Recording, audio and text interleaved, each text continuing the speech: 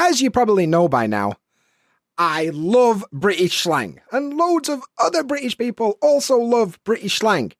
But how often do native speakers actually use these words? And what words do native speakers use the most often? And if you're going to learn new slang words, what's the best place to find these words? Well, today we're going to talk about all of this. Alright, mate, and welcome to the BritSpeakPod, the podcast designed to help you understand British life, British culture, and of course, British English. So, let's get cracking. Hey up, mate. How are you doing today? I'm not too bad. Thanks for asking, and welcome to episode 003 of the BritSpeakPod. Today, we're talking all about British slang, but before we get into that, if you're new around here, my name is Dan. Nice to meet you. Don't forget to subscribe to this podcast wherever you get your podcasts from. And if you're not new here, you're coming back, welcome back. It's nice to see you again. Anyway, today we're talking all about British slang, and by now you've probably worked out that I quite like British slang. If you've seen my Instagram, if you've seen my YouTube, if you've seen my podcast, well, listen to my podcast, I should say, then you know that I quite enjoy British slang, right? Some of you guys have probably already got my British slang guide, which if you haven't, I'll tell you about it in a bit. But I'm a fan of British slang. I love it. I use slang all the time, but not every British person feels the same as me, you know? It's not universal, this love of British slang that I have. So let me talk a little bit about why I like slang. And I think it comes down to the fact that I don't like formal English so much. So what's the opposite of formal English? Well, slang, right? That's the most informal English. And I think it's interesting to have other ways to express things that are a little bit unique. You know, to say things in a certain way that most people don't say it that way. I think that's pretty interesting. It's like a secret language that only people in the cool club know about, right? That's how I feel about slang.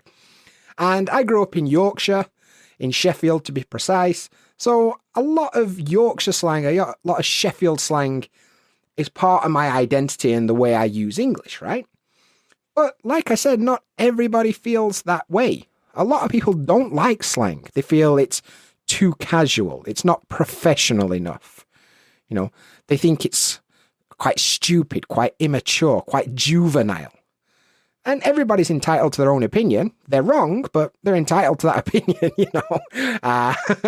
You know, if you disagree with me, that's fine. If you want to be wrong, that's up to you.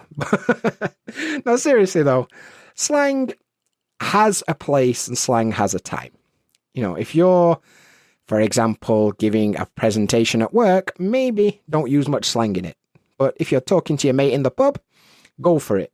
It's always got a place and a time, right? The other thing that people don't really understand about British slang is that it's not universal across the UK. Just because we use a slang word in the north of England doesn't mean people in the south are going to understand what it means. I'll give you an example. In the north of England where I grew up, a piece of chewing gum we call chuddy. But people in the south won't know what that means because they call it chewing gum, probably. I don't know what they call it. Maybe we've got a different slang word for it. But what I'm saying is it's not across the board. It's not universal. Not everybody uses the same slang words. For example, there's a thing in London called roadman slang. Now, this is like urban, rap-based slang. And I'm a middle-aged white boy from up north. I don't really get it. But it's not for me. You know, that's fine. Like, they'd be like, yeah, do a bear man dems in the rave. What? So it's not universal. What one group of people know and understand is not going to be universally understood by everyone. And like I said, it's also a case of location. If you're in the pub with your mates having a chat, slang is fair play. But, you know, if you're, let's say, giving an acceptance speech at a university graduation, maybe you don't want to be like, yeah, or the man dem's in the house, yeah? Maybe you're not going to be like that. I mean, you could if you want, but maybe, you know, pick a time and pick a place to use these slang words. But back to the original point is I love British slang and I love using British slang. I love teaching people British slang. And yeah, that's a big part of my identity, my linguistic identity, if you like. But there are some words that are very British. They're British slang words that are pretty much known by most people across the country. And these are the most common British slang words that you will hear in everyday conversation. There's 10. I'm going to give you a top 10 list of British slang words that all British people know, right? And we're going to start from number 10. We're going to work our way through to number 1, which is the most common word. And I'll give you some definitions and examples as we go along. So number 10 is probably the most British word. It's the word that people use when they're trying to put on a British accent, you know. And that word is the word bloody. Bloody. Like, where the bloody hell are you? Bloody hell. You know, this bloody. It's bloody freezing. And yeah, I'll be honest, you hear it all the time in the UK, but it is, for me, it feels a little bit old-fashioned now. You know, it's the kind of stuff that maybe my grandma's generation used all the time. It's still common because it's kind of a meme now that everybody knows. British people say, oh, bloody hell, where is my dinner? Or whatever they say. But it is a bit old-fashioned, yeah? So maybe you're not going to hear it from the youths on the street, but you will hear it if you're in England. And of course, bloody has got nothing to do with the blood inside your body, the red liquid stuff. It's got nothing to do with that. Bloody is basically another way of saying very. Instead of saying it's very cold today, say it's bloody cold today. That was very expensive. It was bloody expensive.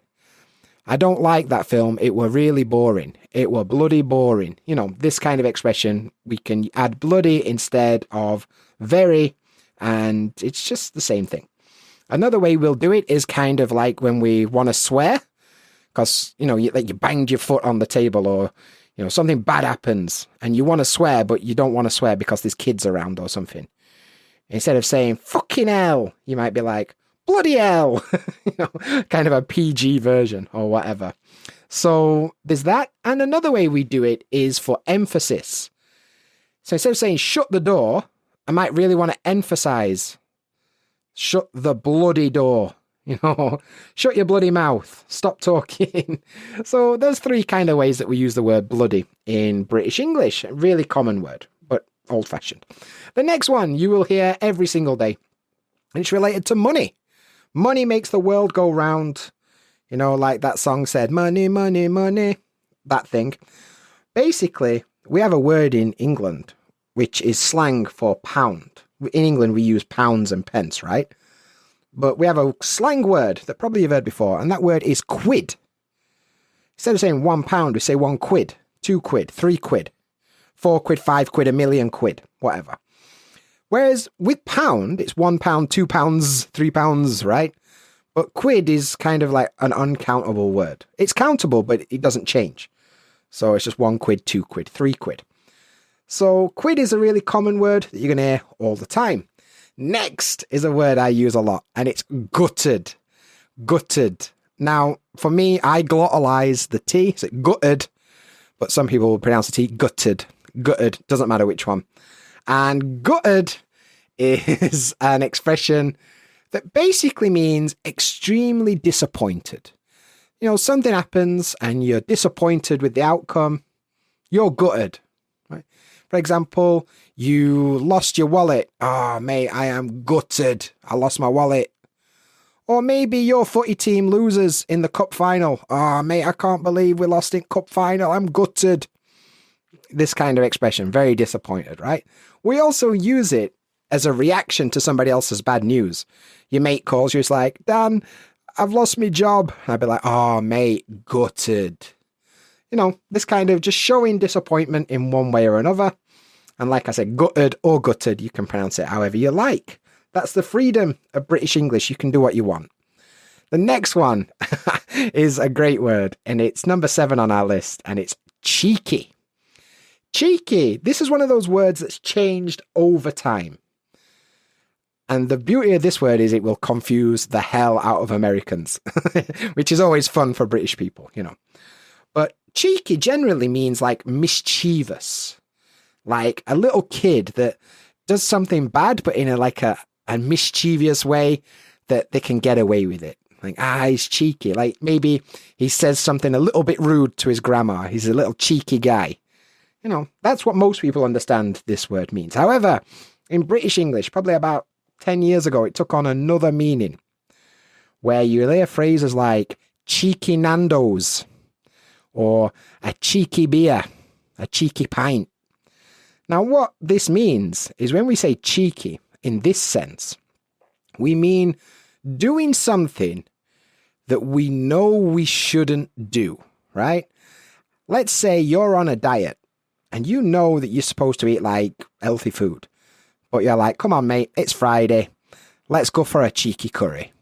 Let's go for a curry. I know I'm supposed to be eating healthily, but I'm going to do it anyway. It's a cheeky curry. Or it's lunchtime on Friday and you look at your mate, you're like, come on, let's go to the pub for a cheeky pint. You know you're not supposed to have a pint on your lunch break, but you're going to do it anyway. And it's cheeky. So yeah, that's a good one. For some reason, cheeky Nando's became a really popular expression. Nando's is a chain of chicken restaurants in England. Like peri peri chicken. I'm not sure why. Specifically, Nando's is cheeky, but there you go. That's what happened. So cheeky, that was number 7.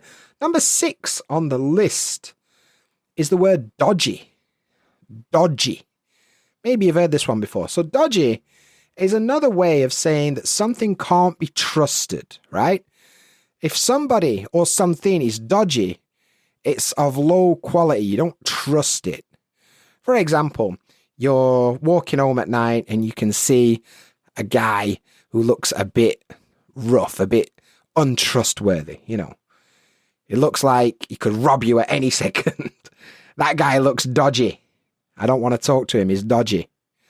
Or maybe you buy a new iPhone from, I don't know, market. It's not from a proper shop.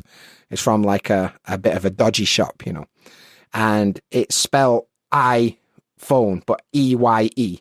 You know, not I as in the letter, E-Y-E. iPhone, because it's a knockoff. It's dodgy. It's not the real thing. We also use it to talk about like injuries. Like, oh mate, my knee's a bit dodgy. I've hurt it playing football. Or my knee's a bit dodgy. My knee doesn't work as well as it should. It's not, I don't trust my own knee to do what it's supposed to do. In that case, you can say it's dodgy. We often use it for restaurants as well. Like, mate, I wouldn't go into that restaurant. Food's a bit dodgy in there, you know. Give it a wide berth. I wouldn't go in there if I were you. So dodgy is another word you'll hear all the time. But that's kind of funny. Like cheeky, dodgy. We've got a lot of these E words. Dodgy, cheeky. Bloody is another one. But number 5 on the list, ironically, is also related to the number 5. So earlier, I said that a quid is 1 British pound, right? We have 2 quid, 3 quid, 4 quid. But we don't really say 5 quid. We say a fiver. A fiver. A fiver. And a fiver is the paper note, the paper money that is worth £5, worth 5 quid. It's a fiver. And we'll often use this to talk about the price of something. Like, how much is it? Oh, it's a fiver. All right, cool. We'll also use it to talk about the actual paper money. Like, mate, I'm a bit skint. It's nearly payday. Can you lend me a fiver until Monday? You know, this kind of thing. So a fiver. For some reason, when I was growing up, we also called it a 5 bar. I don't really know why. And I don't really hear people say that anymore. But when I was growing up, it were a 5 bar. But a fiver. Everybody knows what a fiver is. It's 5 British pounds in paper money form. So there you go. And in that little explanation, I mentioned number 4. I used the word skint. Skint is an interesting British slang word. Once again, it does feel a little old now. And we've got loads of other ways to say it, but skint is quite a common one. And it's number 4 on the list for a start. But skint is another way of saying that you don't have much money right now. Imagine that you get paid on the 1st of every month, right? You get your salary on the 1st of every month. That means on the 29th of the month, 30th of the month, you're probably not going to have much money left. You're skint. You know, you're broke. You're skint. It doesn't necessarily mean poor. Poor kind of means like all the time. You've never got any money. But skint is quite temporary because, you know, you're waiting for the next salary or whatever. So yeah, skint is a very, very common British slang word. I'm just looking at my list. I've got a piece of paper with this list on it. And I'm enjoying that how pessimistic all these words are. You know, they're either talking about money, like fiver and quid, or they're all negative, like bloody, gutted, dodgy, skint. They're not positive words. And that is a pretty good representation of the British psyche, the British opinion. You know, we're quite a negative bunch of people. Anyway, skint was number 4. Now we get into the meat of the situation, the top 3. Have you got any predictions what you think are going to be in the top 3? Right now, get a pen and paper, or if you're driving, just mentally make a note. What do you think are going to be the 3 most common British slang words on this list? Well, I'm going to tell you number 3 right now. And there's 2 versions depending where in the country you are. But if you think about British people, right? What is the one thing that British people love? What is it? It's not the Queen or the King. It's not Buckingham Palace or Big Ben. No, what British people love is a nice cup of tea. Of course they do. Now, full disclosure, I don't like tea. I don't drink tea. I'm a coffee kind of person. But generally, British people, we like a cup of tea. Now, we've got 2 slang words for this, depending where in the country you are. If you're in the south of the country, you know, if you're in London or whatever, you're probably going to hear the phrase, a cuppa. Cuppa. Now, this is cup of tea, but we just kind of slice it in half. Cuppa. Do you want a cuppa? Oh, I could murder a cuppa. Put kettle on, I fancy a cuppa. A cup of tea. Makes sense, right? But in the north, we don't say that. No siree. In the north, we say a brew. A brew. Like brewing. Brew. Because you put the tea bag in the water and it brews to make a cup of tea, right? So in the north, we'll say a brew. Like, do you fancy a brew? I could murder a brew. Put kettle on, I fancy a brew. Like this. So either way, you're going to hear it all the time because obviously British people, we have 90% blood and the other 10% is tea in our bodies. So that's how it works. Number 2, most common slang word on this list. Once again, related to money. So if a quid is £1 and 5 quid is a fiver, then what's 10 quid? That's right, my friend. It's a tenner. A tenner is a £10 note that's worth 10 quid. In exactly the same way that a fiver is worth 5, a tenner is worth 10. And we use it exactly the same way. Can you lend me a tenner until payday? I'm skint. You know, how much is it? It's a tenner. Good stuff. Now, there's a joke here, which maybe won't translate well outside of English, but sometimes we call a tenner a Pavarotti. Now, if you don't know, Pavarotti, in the 90s and the 80s, was a really famous Italian opera singer, Pavarotti, right? And he was a tenor. The singing he did, he was a tenor. But that's spelt T-E-N-O-R, like the musical tenor, right? However, in the UK, the same sound is what we call the piece of paper. So sometimes, as a joke, we would say a £10 note is called a Pavarotti. Mate, lend us a Pavarotti till tomorrow. I don't think people actually say that anymore. It's kind of a dated reference. But if you grew up in 90s and 80s like I did, oof, you would have heard that before. It's kind of like a dad joke, a joke that's not funny. But there you go. Anyway, the grand finale of this list, numero uno, the top dog. And this is a word I use all the time. And even my wife uses a lot these days because she hears me using it all the time. And that word is knackered. Knackered is the most commonly used British slang word. You've probably heard this one before, but basically it means very, very, very tired, exhausted, if you will. You've had a long day at work. You just want to come home and sit in front of the TV and watch Coronation Street or whatever. It's because you are knackered. I'm tired. I'm exhausted. I want to relax. I am knackered. Now, what does that say about British people? That the most used slang word is the word knackered. But, you know, it is what it is. But actually, what most people don't know about knackered is there's two meanings. The first one, which is to be very exhausted, to be very tired. Most people have heard of that one. But the other one is something is no longer useful because it's damaged or old, right? For example, let's say you have a bike and you've used it for 20 years. That bike is pretty old. It's knackered. It's not as good as it were. It's hard to use it because it's so old. It's knackered. And you need to get a new bike. But, I need a new phone. My phone's knackered. Yeah, it's not working as well as it should. My phone is obviously not tired. It's not exhausted, but it's old. It's been used a lot. It's time for an upgrade. It's knackered. So there you go. That is the British slang top 10. And I hope you enjoyed it. But the other thing I wanted to point out is if you're going to learn British slang, how can you find British slang? What's the best way to find British slang? Well, generally, British people, we pick up slang naturally in daily conversation because it evolves, it changes over time, right? There's always new slang words coming up. So we tend to learn slang words in our daily life just interacting with English, you know, from your family or your friends.